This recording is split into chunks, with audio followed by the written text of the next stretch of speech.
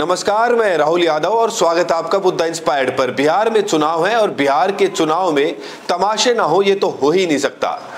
Bharatiya Janata party इस चुनाव को कैसे भी जीतना चाहती है। वैसे तो महागठबंधन में जिस तरीके से दरार नजर आई, बीजेपी की राह थोड़ी आसान होती नजर आ रही है, लेकिन बीजेपी कहीं से कोई भी आप ये समझ लीजिए कि चांस लेने को तैयार नहीं है। हालत यह है कि प्रत्याशियों को गिरफ्तार किया जा रहा है, लालू यादव के खिलाफ केस खोल दिया गया है और प्रशांत किशोर ने आरोप लगाया है कि उनके 3 उम्मीदवारों को जबरदस्ती बिठाया गया। मतलब कैसे भी गठबंधन के उम्मीदवारों को या फिर प्रशांत किशोर के उम्मीदवारों को कमजोर करने के लिए अमित शाह जी और नीतीश कुमार की सरकार भले वहां पे है, लेकिन चला तो उसको भी अमित शाह जी ही रहे हैं। तो बिहार सरकार कहिए या अमित शाह कहिए, कोई खास असर नहीं पड़ता। आप देखिए गिरफ्तारियां कैसे शुरू होती हैं, कैसे केवल विपक्ष के उम्मीदवारों को गिरफ्तार किया जा रहा है। एक एक घटना मैं आपको बताऊंगा। सासाराम में आरजेडी के उम्मीदवार हैं सत्येंद्र शाह। 2004 का बैंक डकैती का एक मामला उनके खिलाफ खोला गया। 2004 22 साल पुराना एक मामला खोला गया और उसके बाद जो ही नामांकन करके वो निकले, उनको गिरफ्तार कर लिया गया। जितेंद्र पासवान जो हैं वो सीपीआई एमएल के नेता हैं और वो जो हैं बोरे से चुनाव लड़ रहे हैं। उनको 2017 का एक मामला है, यानी कि 9 साल पुराना एक मामला खोला गया और उसके बाद उनको गिरफ्तार कर लिया गया, वही चुनाव का नामांकन भरने के तुरंत बाद। सीपीआई एमएल यानी कि महागठबंधन के एक और जो उम्मीदवार हैं सत्यदेव राम, जो अभी एमएलए हैं, पिछला चुनाव जीत गए थे और एमएलए हैं, उनको भी नामांकन के तुरंत बाद गिरफ्तार कर लिया गया। फर्जी मामलों में उनका कहना है कि उनको गिरफ्तार किया गया है। ऐसे ही ओवैसी की पार्टी के उम्मीदवार हैं ग्रामुद्दीन, उनको नामांकन दाखिल करने के तुरंत बाद गिरफ्तार किया गया और अभी तक ये कारण भी नहीं बताया गया है कि आखिरकार क्यों गिरफ्तार किया गया।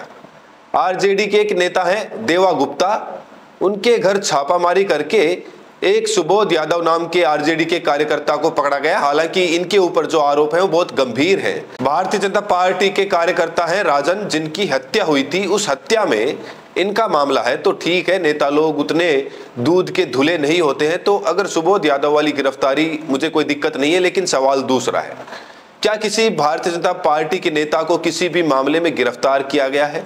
क्या भारतीय जनता पार्टी और जेडीयू के सारे उम्मीदवार दूध के धुले हुए हैं? क्या जेडीयू, आरजेडी या फिर पासवान जी की पार्टी या मांझी जी की पार्टी, या आप ये कहिए कि एनडीए जो है, अमित शाह जी का जो गठबंधन है, उस गठबंधन के किसी आदमी को गिरफ्तार किया गया, किसी के खिलाफ पुराना केस खोला गया, किसी के कार्यकर्ता को गिरफ्तार किया गया? इन सब का जवाब है नहीं साहब। उनको तो एकदम फ्री छोड़ा गया है चुनाव लड़ने के लिए, लेकिन विपक्ष के साथ ये खेल लगातार किया जा रहा है और सबसे बड़ा खेल तो लालू यादव जी के साथ चल ही रहा है। जैसे जैसे बिहार चुनाव आगे बढ़ेगा, वैसे वैसे लालू यादव के खिलाफ कार्रवाई की खबरें आनी शुरू हो जाएंगी। सीबीआई कोर्ट में ट्रायल हुआ है और इस मामले में जिनको दोषी बनाया गया है उनमें तेजस्वी यादव भी है। तेजस्वी यादव, जब ये घटना हुई थी जिसमें उनको दोषी बनाया गया है, 10 या 12 साल के थे। अब 10 या 12 साल का लड़का कोई भ्रष्टाचार या घोटाला कैसे कर सकता है, ये तो आप भी दिमाग लगा के समझ सकते हैं। लेकिन चूंकि वो विपक्ष के सबसे बड़े नेता हैं, आरजेडी के लीडर हैं, तो उनको भी इस मामले में फंसाया गया है। और आप देखिएगा जैसे जैसे चुनाव आगे बढ़ेगा, या तो गिरफ्तारी होगी या तरह तरह की खबरें प्लांट कराई जाएंगी जिनका लालू यादव परिवार के खिलाफ इस्तेमाल किया जा सके। और इन सब के बीच में सबसे बड़ा बम किसी ने फोड़ा है तो वो प्रशांत किशोर ने फोड़ा है। रीतलाल यादव जी को टिकट पार्टी ने दिया।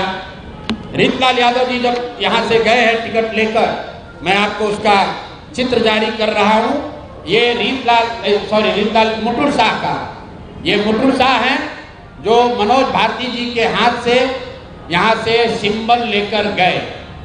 और ये साहब सिंबल लेकर तो गए, लेकिन वहाँ पर निर्वाचन के ऑफिस तक नहीं पहुँच सके। ये कहाँ गए?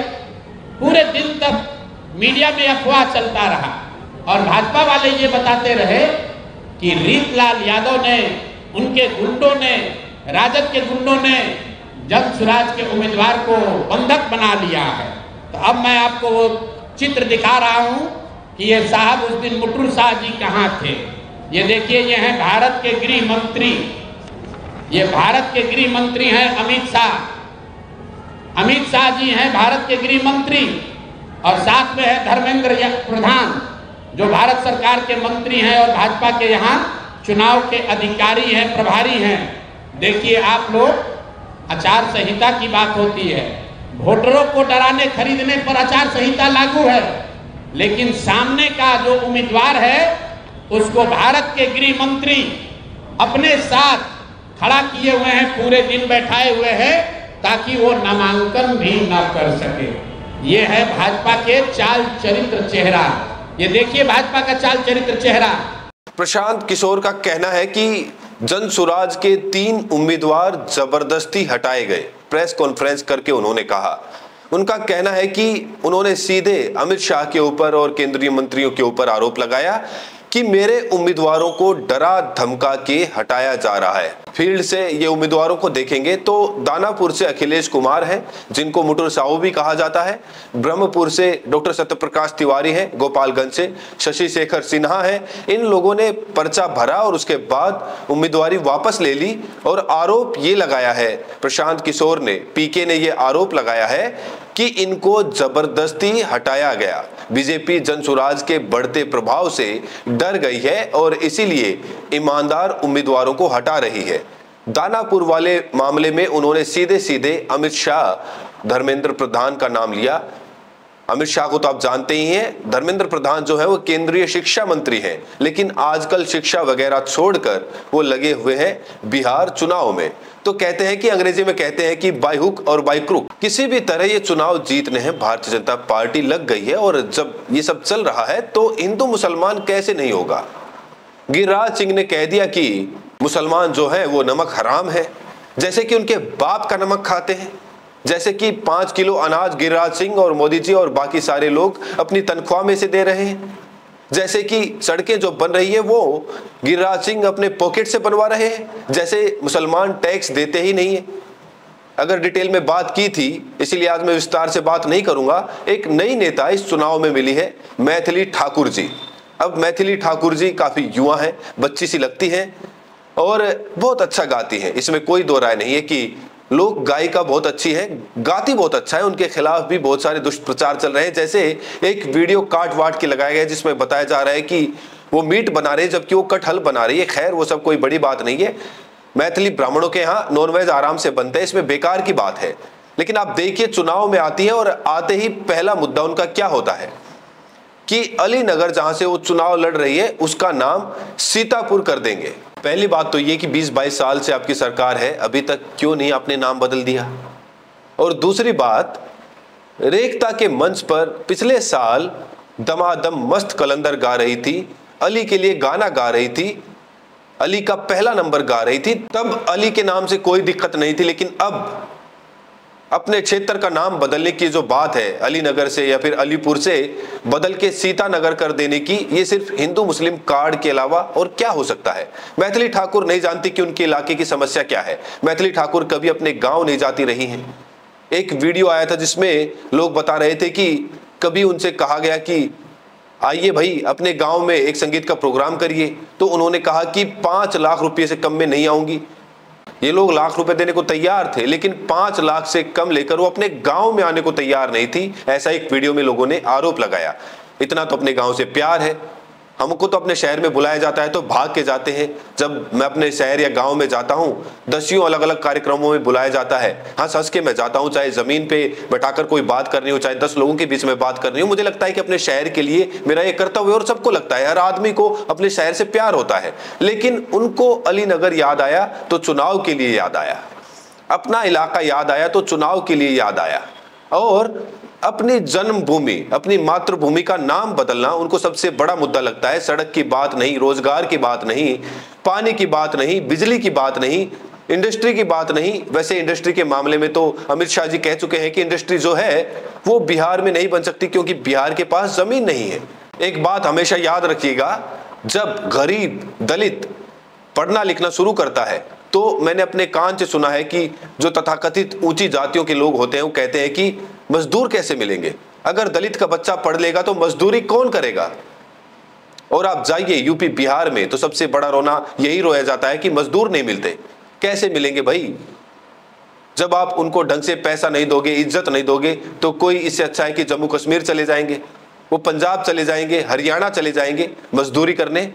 तो बिहार इस तरह से मजदूरों का सप्लायर बना दिया गया है। तो फैक्ट्री लगेगी गुजरात में, मजदूर जाएगा बिहार से, और बीच बीच में उसका अपमान लगातार किया जाएगा, उसके खिलाफ अभियान भी चलाया जाएगा। इंडस्ट्री बिहार में नहीं लग सकती, बिहार में जमीन नहीं है, बिहार में तो लोग आसमान में रहते हैं। इंडस्ट्री दुनिया भर में लग सकती है, लेकिन बिहार में इंडस्ट्री के लिए जमीन नहीं निकल सकती। ये अमित शाह जी खुद कह चुके हैं। तो आप समझ सकते हैं कि बिहार का मतलब इनके लिए लेबर सप्लायर से ज्यादा कुछ नहीं है, और अकेले मैथिली नहीं है। निशिकांत दुबे प्रसिद्ध आदमी, आप जानते हैं उनके बारे में क्या कहा जाए। वो भी चुनाव में जो है उन्होंने कहा कि आजमनगर का नाम हम बदल देंगे। नाम ही बदल सकते हैं आप। विनाश का नाम विकास कर दीजिए तो अपने आप बिहार विकसित राज्य हो जाएगा। बाढ़ का नाम जो है वो शांति रख दीजिए, तो जब बाढ़ आएगी बिहार में तो कह दीजिएगा कि वहां तो शांति है। और कत्ल का नाम रख दीजिए मोहब्बत, तो जब हत्या किसी की हो जाए तो कहिए कि मोहब्बत चल रही है वहां। तो नाम बदलने का काम इन्होंने सीख लिया है। नाम बदलने में इनको बड़ा मजा आता है। लेकिन फिर इनसे सवाल है कि चलो नाम ही अगर बदलना था तो 20 साल से जब सरकार है, जो नीतीश कुमार के साथ लगे हुए हो, तब क्यों नहीं नाम बदलवा लिया? अब चुनाव के टाइम नाम बदलना कैसे याद आ रहा है?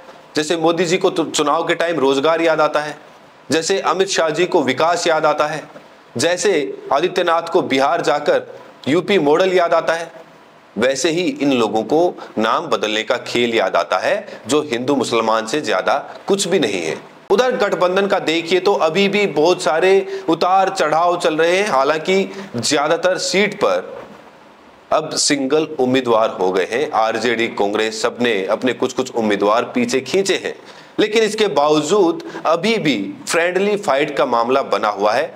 5 सीटों पर कम से कम, यानी कि 5 सीटें ऐसी हैं जिन पर दोनों तरफ से उम्मीदवार हैं, यानी कम से कम 5 सीटें ऐसी हैं जहां पर गठबंधन की 2 पार्टियों के आपस में उम्मीदवार हैं।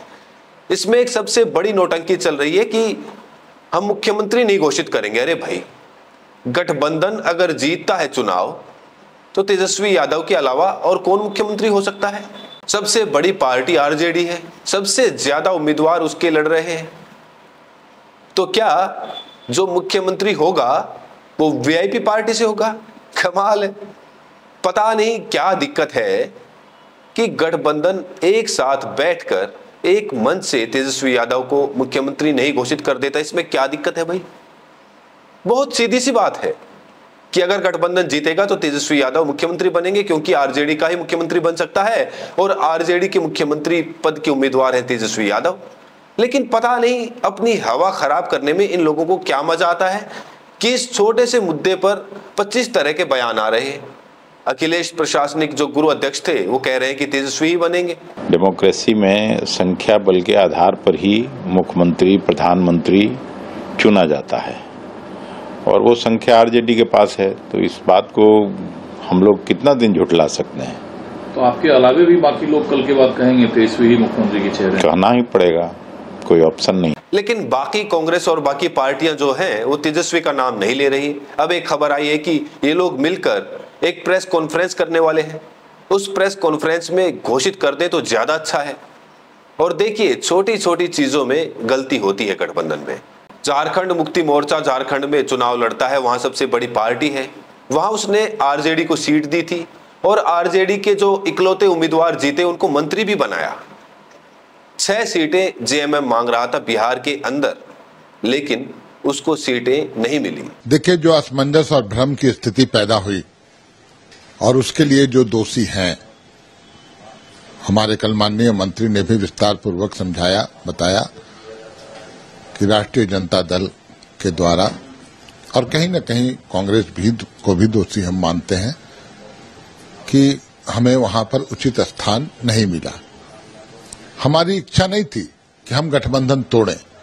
6 सीट पर पार्टी मन बना चुकी थी, परंतु फिर इंडिया गठबंधन के तरफ से ये बातें आई थी कि नहीं, आपको एकोमोडेट किया जाएगा, इंतजार करें। लेकिन इंतजार की इंतहा हो गई। अंततः गठबंधन में कहीं जगह नहीं मिला। सिर्फ भ्रम पैदा किया गया कि हाँ, बस इतनी सीटें हैं, आपको लड़ना है, अभी बताते हैं। तरह की बातें, और समय भी समाप्त हो रहा था, तो पार्टी ने फैसला लिया कि हम चुनाव में न अपना कैंडिडेट उतारेंगे। ये दुख बिल्कुल ठीक है, आप एक हाथ से लेते हैं तो दूसरे हाथ से देते भी हैं। झारखंड में हेमंत सोरेन मजबूत थे तो उन्होंने आपको सीट दी, आप सिर्फ एक सीट पे जीत पाए, उसको मिनिस्टर भी बनाया। अगर आप 6 सीट मांग रहा था जेएमएम, 3-4 सीट ही दे देते तो क्या बुरा था। आपने बिल्कुल कन्नी काट ली। अब कल को आप झारखंड में चुनाव लड़ने जाएंगे तो जेएमएम तो आपको सीट नहीं देने वाला है, तब दिक्कत होगी। देखिए, अगर सरकार बनानी और गठबंधन चलाना है तो बड़ा दिल दिखाना होगा। बिहार में अगर तेजस्वी यादव सबसे बड़े नेता हैं विपक्ष के, अगर आरजेडी सबसे बड़ी पार्टी है विपक्ष की, तो थोड़ा अकोमोडेट करना सीखना चाहिए। जेएमएम को बिल्कुल 3-4 सीटें दे देनी चाहिए थी। उससे फायदा ये होता कि हेमंत सोरेन आके सभाएं करते और जिन इलाकों में आदिवासी हैं उन इलाकों में आपको फायदा होता। एक प्रदेश के मुख्यमंत्री हैं। अब क्या होगा, अब जेएमएम की तरफ से कोई भी प्रचार करने नहीं आएगा। जेएमएम किसी का समर्थन नहीं कर रहा है इस चुनाव में, और इसका आपको नुकसान होगा। खास तौर पे जो सीमावर्ती इलाके हैं वहां पर आपको नुकसान होने ही वाला है।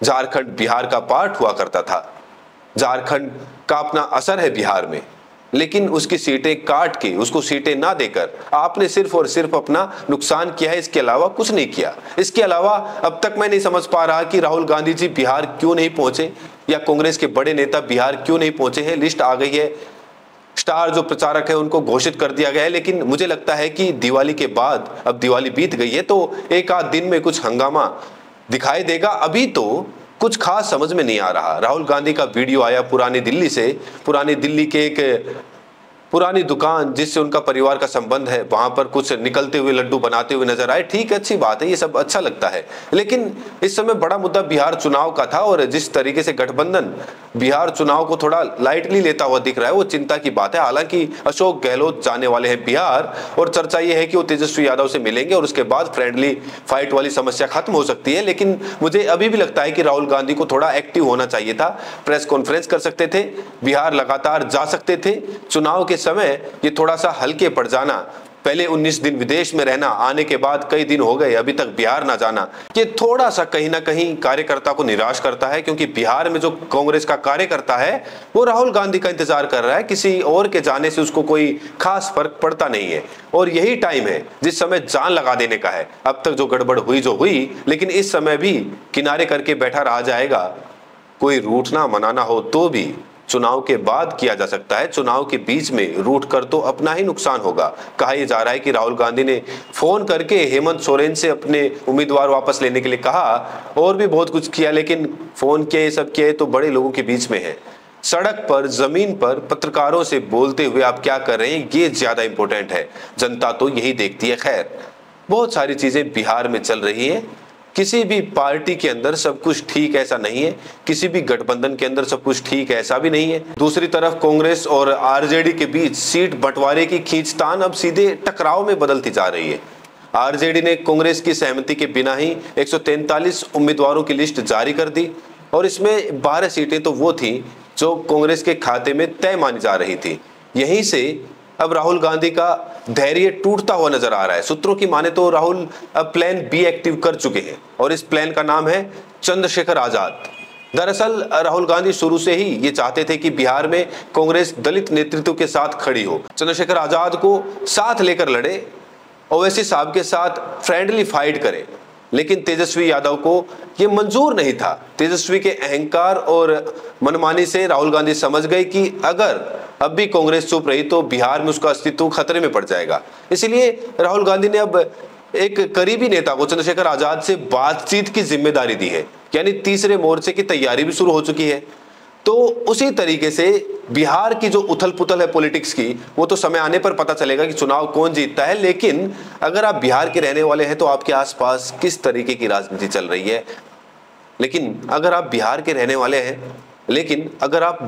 रहने वाले हैं तो आपके आसपास किस तरीके की राजनीति चल रही है, कमेंट सेक्शन में उसकी प्रतिक्रिया जरूर दें। और साथ में ये भी बताएं कि क्या कांग्रेस और चंद्रशेखर आजाद की पार्टी, आजाद समाज पार्टी, एक साथ आकर गठबंधन कर सकती है नहीं। प्रतिक्रिया जरूर दें, और साथ में ये भी बताएं कि आप ये वीडियो देश के किस कोने से देख रहे हैं। बहुत बहुत शुक्रिया।